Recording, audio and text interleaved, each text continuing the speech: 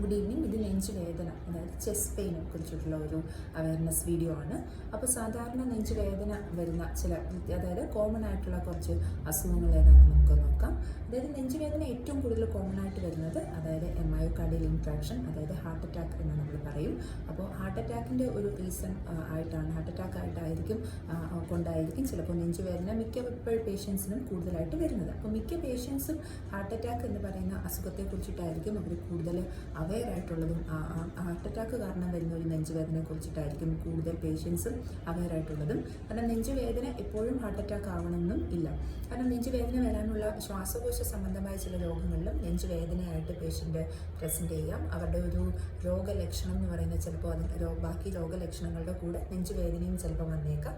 അപ്പോൾ അതായത് ഏറ്റവും കോമൺ ആയിട്ടുള്ള രണ്ട് അസുഖമായ ബ്രോങ്കിയൽ ആസ്മ, COPD എന്ന് പറയുന്ന ശ്വാസകോശ സംബന്ധമായ രോഗങ്ങൾ. ആസ്മ നമുക്ക് എല്ലാവർക്കും അറിയാം, ശ്വാസമുട്ടൽ വരും, ചുമ കാണും. അങ്ങനെയുള്ള ബ്രോങ്കിയൽ ആസ്മയും പിന്നെ സ്മോക്കിംഗ് ചെയ്യുന്ന, അതായത് പുകവലിക്കുന്ന ആളുകളിൽ വരുന്ന COPD എന്ന് പറയുന്ന അസുഖത്തിലും ചിലപ്പോൾ, അതായത് സിവിയർ COPD അല്ലെങ്കിൽ സിവിയർ ആസ്മ, സിവിയറിറ്റി കൂടുക എന്ന് പറയുമ്പോൾ അതിൻ്റെ സിംറ്റംസ് കൂടി, അതിൻ്റെ ഒരു കൂടുതൽ സിംറ്റംസ് വരുന്ന ഇൻഫെക്ഷനൊക്കെ വന്നിട്ട് വരുന്ന എക്സസർബേഷൻ എന്ന് പറയും. സിംറ്റംസിൻ്റെ സിവിയറിറ്റി കൂടുതലായിരിക്കും.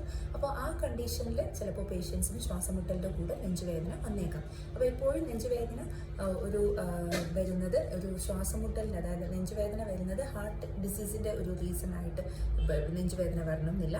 അതല്ലാതെ വേറെ ഒരു അത്ര കോമൺ അല്ലാത്ത ഒരു അസുഖമാണ് പൾമണറി എംബോളിസം എന്ന് പറയും. പൾമണറി എംബോളിസം എന്ന് പറഞ്ഞാൽ അതായത് നമ്മളുടെ ലങ്സിൽ, അതായത് നമ്മുടെ ലങ്സിലോട്ടുള്ള ബ്ലഡ് സപ്ലൈ വരുന്ന വലിയ ബ്ലഡ് വെസലിനകത്തേക്ക് അവിടെ ക്ലോട്ട് ഉണ്ട്, അവിടെ എംബോളിസം ഉണ്ടാവും. എംബോളിസം എന്ന് പറയുമ്പോൾ ഫാറ്റ് എംബോളി എന്ന് പറയും. അതായത് ചെറിയ നമ്മളുടെ ബോഡിയിൽ എവിടെയെങ്കിലും പൊട്ടലുണ്ടാകുമ്പോഴോ അല്ലെങ്കിൽ ഫ്രാക്ചർ ഉണ്ടാകുമ്പോഴോ എന്തെങ്കിലും സർജറി കഴിഞ്ഞിട്ടൊക്കെയോ അതിൻ്റെ ഭാഗമായിട്ട് ചെറിയ ഫാറ്റ് മോളിക്യൂൾ, അതായത് ഫാറ്റിൻ്റെ ഗ്ലോബ്യൂൾ എന്ന് പറയാം, അതിൻ്റെ ഒരു ഫാറ്റ് ഡെപ്പോസിഷൻ എവിടെയെങ്കിലും വന്നിട്ട് ഒരു ബ്ലഡ് വെസലിനകത്ത് വന്നിട്ട് അതിനെ ബ്ലോക്ക് ചെയ്യുന്ന ഒരു കണ്ടീഷനാണ് പൾമണറി എംബോളിസം എന്ന് പറയുന്നത്. അതത്ര എമർജൻസി ആയിട്ട് ട്രീറ്റ് ചെയ്യുന്ന ഒരു ചെയ്യേണ്ട ഒരു കണ്ടീഷനാണ് പൾമണറി എംബോളിസം.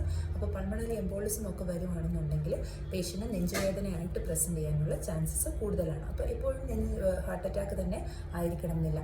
പിന്നീട് നെഞ്ചുവേദന വരാനായിട്ടുള്ള ഒരു അസുഖം എന്ന് പറയുമ്പോൾ ന്യൂമോണിയ വരുന്ന പേഷ്യൻസിന്, അതായത് സിവിയർ ന്യൂമോണിയ വരുന്ന സമയത്ത് ആ ന്യൂമോണിയ എവിടെയാണോ ആ ന്യൂമോണിയ ഇൻഫെക്ഷൻ വരുന്നത് ആ ഭാഗത്തെ പേഷ്യന് നെഞ്ചുവേദന വരാനുള്ള ചാൻസസ് ഉണ്ട്.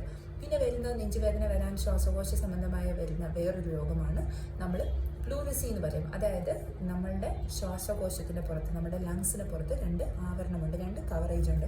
പ്ലൂറ എന്ന് പറയും. ഇപ്പോൾ പ്ലൂറ എന്ന് പറയുന്ന ലെയർ, ആ ഒരു കവറിങ്ങിന് രണ്ട് ലെയേഴ്സ് ഉണ്ട്. ആ ലെയേഴ്സിനകത്ത് ഇൻഫെക്ഷനോ അല്ലെങ്കിൽ അതിനകത്ത് എന്തെങ്കിലും കാരണം കൊണ്ട് അതിന് ഇറിറ്റേഷനോ ഉണ്ടാവുകയാണെങ്കിൽ പ്ലൂറിറ്റിക് ചെസ്റ്റ് പെയിൻ എന്നാണ് അതിനെ പറയുന്നത്. അതായത് പ്ലൂറയിലുള്ള ആ ആവരണത്തിൽ അല്ലെങ്കിൽ ആ കവറിങ്ങിൽ വരുന്ന അസുഖങ്ങൾ കാരണം ഉണ്ടാകുന്ന ചെസ്റ്റ് പെയിനെയാണ് നമ്മൾ പ്ലൂറിസി എന്ന് പറയുന്നത്. അപ്പോൾ അങ്ങനെയും നമുക്ക് ചെസ്റ്റ് പെയിൻ വരാം. അതല്ല ഇനി നല്ല അസിഡിറ്റി ഉള്ള, അതായത് വളരെ നന്നായിട്ട്, അതായത് ഗ്യാസ്ട്രൈറ്റിസ് ഉള്ള പേഷ്യൻ്റ്, അസിഡിറ്റി കൂടുതലുള്ള പേഷ്യൻറ്റിന് ഗ്യാസ്ട്രൈറ്റിസ് ആയിട്ട്, അല്ലെങ്കിൽ അൾസർ ഉള്ള പേഷ്യൻസിന്, അതായത് ഈസോഫാഗസിൽ എവിടെയെങ്കിലും, അന്നനാളത്തിൽ എവിടെയെങ്കിലും അൾസർ ഉണ്ടെങ്കിലും അത് നെഞ്ചുവേദനയായിട്ട് പ്രസൻറ്റ് ചെയ്യാം. കാരണം അവർക്ക് പെയിൻ വരും. അപ്പം നമുക്ക് ലോക്കലൈസ് ചെയ്ത് പറയാൻ പറ്റില്ല ഇന്ന സ്ഥലത്താണ് വേദന. അപ്പോൾ അങ്ങനെയുള്ള ഗ്യാസ്ട്രൈറ്റിസിനകത്തും പേഷ്യൻറ്റിന് നെഞ്ചുവേദന വരാം. ഇതൊക്കെയാണ് കോമൺ സിംറ്റംസ്, കോമൺ ഡിസീസസ്. ഇതൊക്കെയാണ് നെഞ്ചുവേദന വരുന്നത്. എപ്പോഴും നെഞ്ചുവേദന അതായത് മയോകാർഡിയൽ ഇൻഫ്രാക്ഷൻ അല്ലെങ്കിൽ ഹാർട്ട് അറ്റാക്കിൻ്റെ ഒരു നെഞ്ചുവേദന ആയിരിക്കണമെന്ന് ഇല്ല. കാരണം ഇത് കേൾക്കുന്ന പേഷ്യൻസ് നെഞ്ചുവേദന വരുമ്പോൾ ഹാർട്ട് അറ്റാക്ക് കൊണ്ട് മാത്രമല്ല ശ്വാസകോശ സംബന്ധമായ രോഗങ്ങൾ കൊണ്ടും നെഞ്ചുവേദന വരാനുള്ള ചാൻസസ് ഉണ്ടെന്ന് മനസ്സിലാക്കിയിരിക്കുക.